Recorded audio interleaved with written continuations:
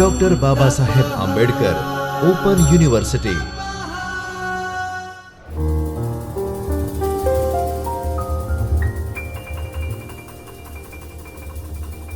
નમસ્કાર વિદ્યાર્થી મિત્રો,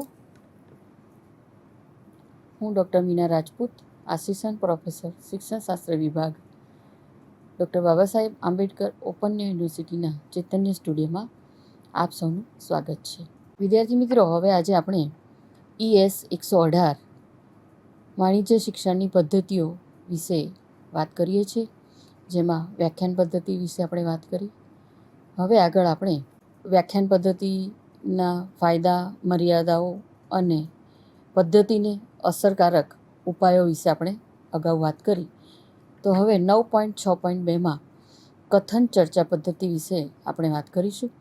તો કથન ચર્ચા પદ્ધતિ પ્રવચન પદ્ધતિ અને ચર્ચા પદ્ધતિની મર્યાદાઓ નિવારવા માટે બંને પદ્ધતિઓનું એક સંકલિત સ્વરૂપ શિક્ષણ કાર્ય કરતા ઉપયોગમાં લેવામાં આવે છે. આ સંકલિત સ્વરૂપ કથન ચર્ચા પદ્ધતિ તરીકે પણ ઓળખવામાં આવે છે. આ પદ્ધતિ ક્યારેક શિક્ષક વિષયવસ્તુ મુદ્દાઓની કથન કે પ્રવચન દ્વારા રજૂઆત કરે છે, તો ક્યારેક વિદ્યાર્થીઓને ચર્ચામાં એની સાથે સાંકળે છે.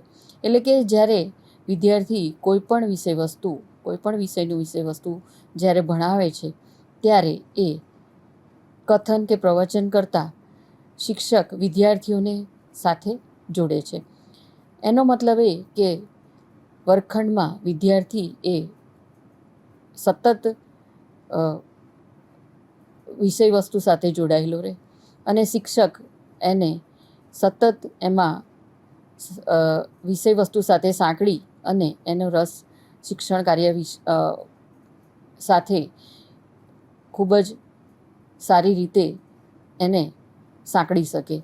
આમ કથન અને ચર્ચા બંનેનો ઉપયોગ થાય એ વધુ યોગ્ય છે. વિદ્યાર્થી શિક્ષક એ જ્યારે વિષયવસ્તુનું વર્ગખંડમાં જ્યારે ચર્ચા કરતા હોય છે કે પ્રવચન આપતા હોય છે, ચર્ચાને વધારે રસપ્રદ બનાવવા માટે આ પદ્ધતિના ઉપયોગ વખતે શૈક્ષણિક સાધનોનો ઉપયોગ કરવો પણ એટલો જરૂરી છે.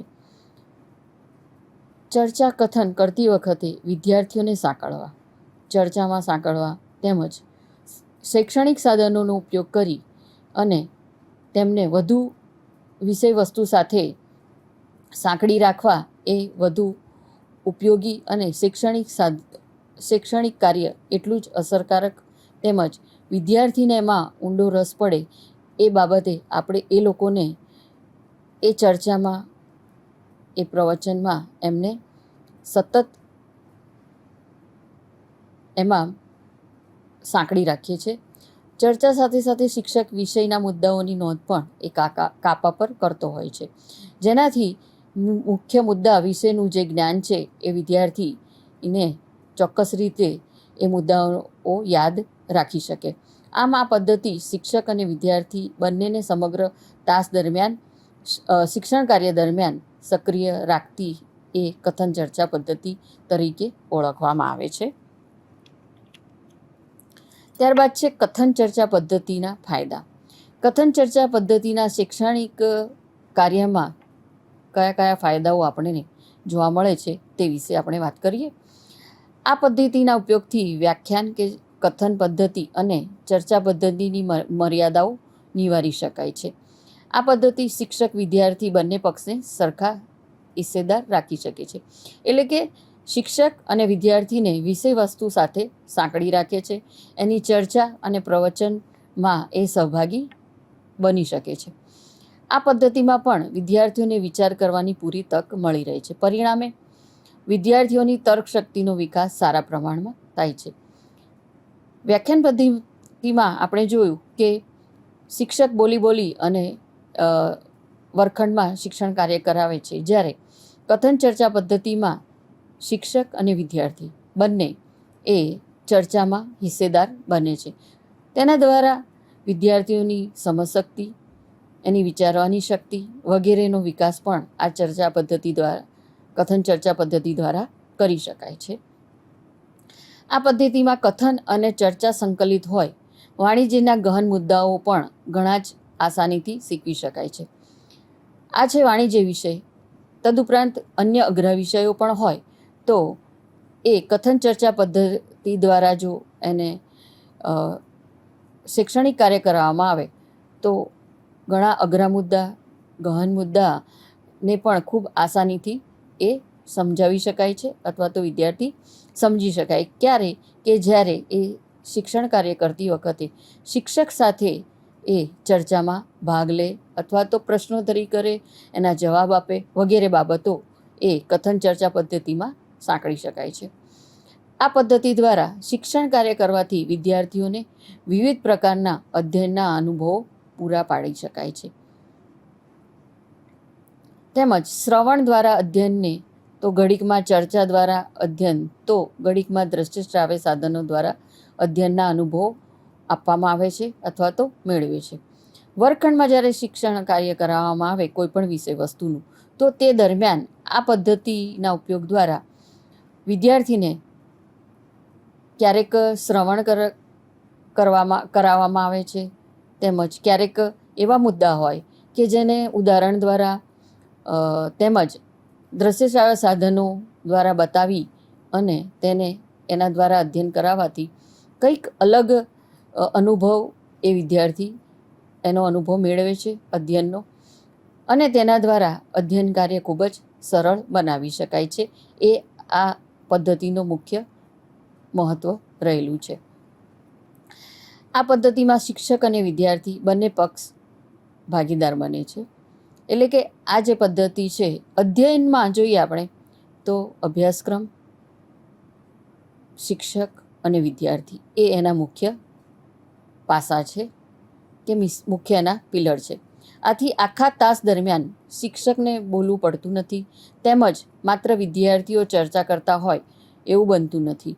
આમ આ પદ્ધતિથી શિક્ષકની શક્તિનો વ્યય ઓછો થાય છે, જ્યારે વિદ્યાર્થીઓમાં કેટલીક માનસિક શક્તિઓનો વિકાસની એક ઉત્તમ તક એ વિદ્યાર્થીને મળે છે.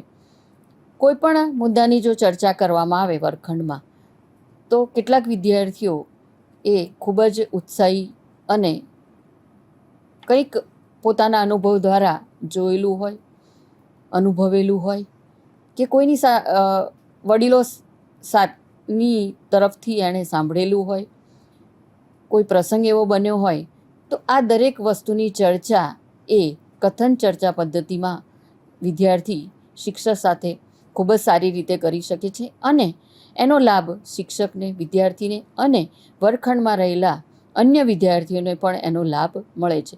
જેના દ્વારા શિક્ષકે પોતે બોલી અને વિદ્યાર્થીઓને સમજાવવાની જે શક્તિ હોય છે એનો ઓછો ઉપયોગ કરવો પડે છે. તેમજ વિદ્યાર્થી જ્યારે એમાં ભાગ લે છે ચર્ચામાં તો શિક્ષક પણ ઉત્સાહી બને છે, અને વિદ્યાર્થી તરફથી પ્રશ્નોત્તરી થવાથી શિક્ષકને પણ વર્ગખંડમાં શિક્ષણ કાર્ય કરાવવામાં ખૂબ જ રસ પડે છે. એટલે કે અહીંયા બંને પક્ષે વિદ્યાર્થી અને શિક્ષક બંનેને શિક્ષણ કાર્યમાં રસ પડે તે મુજબ આ કથન ચર્ચા પદ્ધતિના ફાયદા તરીકે આપણે એને જોઈ શકીએ છીએ.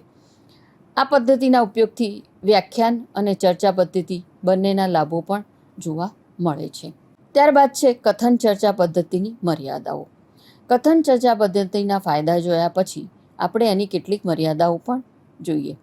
આપણે જોઈએ કે કેટલીક વખત પદ્ધતિની સાચી સમજ વિના તેના ઉપયોગ વખતે શિક્ષક કથન અને ચર્ચાનું યોગ્ય રીતે સંકલન કરી શકતા નથી. પરિણામે એકલા કથન પર જાય છે તો તે વ્યાખ્યાન પદ્ધતિનું સ્વરૂપ ધારણ કરી જવાનો એનો સંભવ રહેલો છે. એટલે કે અહીંયા જો સમજીએ આપણે તો ક્યારેક કોઈ પણ પદ્ધતિને આપણે સમજ્યા વગર જ્યારે વર્ગખંડમાં જઈ અને તેની શરૂઆત કરીએ છીએ, એનો ઉપયોગ કરીએ છીએ, ત્યારે એ પદ્ધતિ વિશે પૂરેપૂરું જ્ઞાન હોવું જોઈએ. એને કઈ રીતે અમલમાં મૂકવું, કઈ રીતે વિદ્યાર્થીઓ સાથે એનો ઉપયોગ કરવો વગેરે બાબતોનું વર્ગખંડમાં જતાં પહેલાં શિક્ષકે એની તકેદારી રાખવી જોઈએ.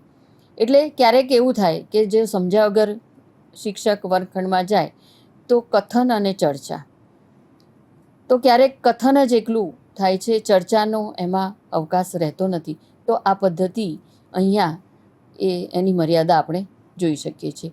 અને એ બંનેનું કથન અને ચર્ચા એટલે કે કથન અને ચર્ચા એના ઉપયોગ દ્વારા જ આ પદ્ધતિમાં સફળતા મેળવી શકાય છે અને શિક્ષણ કાર્યને સફળ બનાવી શકાય છે.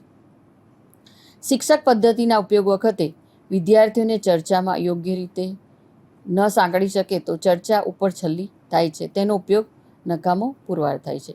અગાઉ વાત કરી એવી જ રીતે કે જ્યારે એનું પૂરેપૂરું જ્ઞાન ન હોય તો આપણે શિક્ષક કોઈ પણ વિષય વસ્તુનો જ્યારે મુદ્દો એ શીખવાડે છે વર્ગખંડમાં, ત્યારે એ ફક્ત કથન દ્વારા અથવા તો કોઈ પણ સાધનોના ઉપયોગ વગર કે વિદ્યાર્થીઓને ચર્ચામાં સાંકળ્યા વગર જો એ કથન જ કરે તો આ પદ્ધતિનો કોઈ આશય રહેતો નથી, એ નકામો પુરવાર થાય છે અને વિદ્યાર્થીઓ વિષય વસ્તુનું જ્ઞાન જે મેળવવું જોઈએ એ મેળવી શકતા નથી અને એમાં એમને રસ પડતો નથી.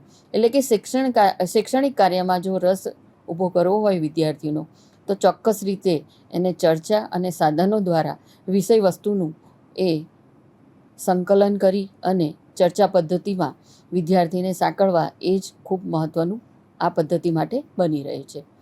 ત્યારબાદ છે શિક્ષકે અગાઉથી વિચારણા ન કરી હોય તો શિક્ષકને ધારી સફળતા મળતી નથી.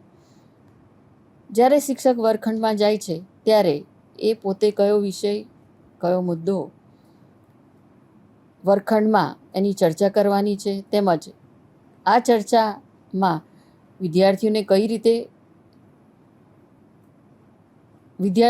રીતે એમાં સાંકળવાના છે તે ખૂબ મહત્ત્વની બાબત છે. તો એ દરેક મુદ્દાઓની બાબતોને શિક્ષકે પોતાની રીતે તૈયારી કરવી જોઈએ, તો જ એ આ પદ્ધતિમાં સફળતા મેળવી શકે છે.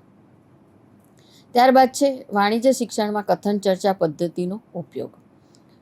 કથન ચર્ચા પદ્ધતિના ફાયદા, મર્યાદા અને ત્યારબાદ એનો ઉપયોગ આપણે જોઈએ તો કોઈ પણ વિષયના શિક્ષક માટે આ પદ્ધતિ ખૂબ જ ઉપયોગી છે. આ પદ્ધતિની સફળતાનો આધાર શિક્ષકની પૂર્વ તૈયારી, શિક્ષકનું વિષય વસ્તુનું જ્ઞાન, મુદ્દાઓની ક્રમિકતા, એની રજૂઆત તેમજ વર્ગખંડમાં મુદ્દાઓની ચર્ચાના સ્વરૂપમાં વિદ્યાર્થીઓને કઈ રીતે સાંકળવા તે વગેરે બાબતની જે કળા છે એ શિક્ષકમાં હોવી જોઈએ. તેમજ વધુમાં શૈક્ષણિક સાધનોનો કઈ રીતે ઉપયોગ કરવો, તેને કયા મુદ્દામાં તેને બતાવવા, તેના અનુભવો પીરસવા વગેરે બાબત એ શિક્ષકની તૈયારી પર જાય છે. શિક્ષકનો અસરકારક વર્ગ વ્યવહાર, વિવિધ અધ્યયનના અનુભવો, આસાનીથી પૂરા પાડવાની જે શિક્ષકની કુનેહ છે એ વગેરે બાબતોનો એ આના પર આધાર રાખે છે. તો શિક્ષકની તૈયારી એ મુખ્ય મહત્ત્વની બાબત અહીંયા આ પદ્ધતિમાં બની રહે છે. સાથે સાથે પદ્ધતિના ઉપયોગમાં વિદ્યાર્થીઓને વિષય વસ્તુની ચર્ચા સાથે એના સાધનોનો ઉપયોગ વગેરે મહત્ત્વનું સ્થાન અહીંયા હોવું જોઈએ. તો જ આ પદ્ધતિને વધારે આપણે યોગ્ય સફળતા અપાવી શકીએ છીએ કે શિક્ષક વધારે સફળ વર્ગખંડમાં બની શકે છે. વાણિજ્યના તમામ મુદ્દાઓ આ પદ્ધતિથી શીખવી શકાય છે. એટલે કે વાણિજ્ય નહીં પણ અન્ય વિષયના મુદ્દાઓ, અન્ય વિષયો પણ આ પદ્ધતિથી શીખવી શકાય છે. પરંતુ શિક્ષકે અગાઉથી વિચારવું જોઈએ કે મુદ્દાઓમાં ક્યારે કથન કરવાનું છે અને ક્યારે પ્રશ્નો પૂછવાના છે, ક્યારે ચર્ચા કરવાની છે, ક્યારે દ્રશ્ય શ્રાવ્ય સાધનોનો ઉપયોગ કરવાનો છે. એ મહત્ત્વનું અહીંયા એ મુદ્દો આપણે શિક્ષકે ધ્યાનમાં રાખવો જોઈએ. આટલું શિક્ષણ અગાઉથી વિચારે તો વાણિજ્યનો શિક્ષક વાણિજ્યના શિક્ષણમાં આ પદ્ધતિમાં સફળતાપૂર્વક એ પાર ઉતરી શકે છે. આ પદ્ધતિ દ્વારા શીખવતી વખતે શિક્ષકે યાદ રાખવું જોઈએ કે આ પદ્ધતિમાં વિદ્યાર્થીને સહિયારી ભૂમિકા છે. એટલે કે શિક્ષક અને વિદ્યાર્થી બંને આ પદ્ધતિમાં ભાગીદાર હોય છે. આથી પોતાની જાતે જેટલું મહત્ત્વની ચર્ચા છે એ માટે વિદ્યાર્થીને ચોક્કસ એને મહત્ત્વ આપવું જોઈએ. તેમજ વિષયાંતર ન થાય એનું ખૂબ જ ધ્યાન રાખવું જોઈએ. તો વિદ્યાર્થી મિત્રો, આજે આપણે કથન ચર્ચા પદ્ધતિના ફાયદા, મર્યાદાઓ અને એના ઉપયોગ વિશેની વાત કરી. હવે પછી નવી એક પદ્ધતિ વિશે આપણે હવે પછીના વ્યાખ્યાનમાં વાત કરીશું. નમસ્કાર. स्वाध्यायः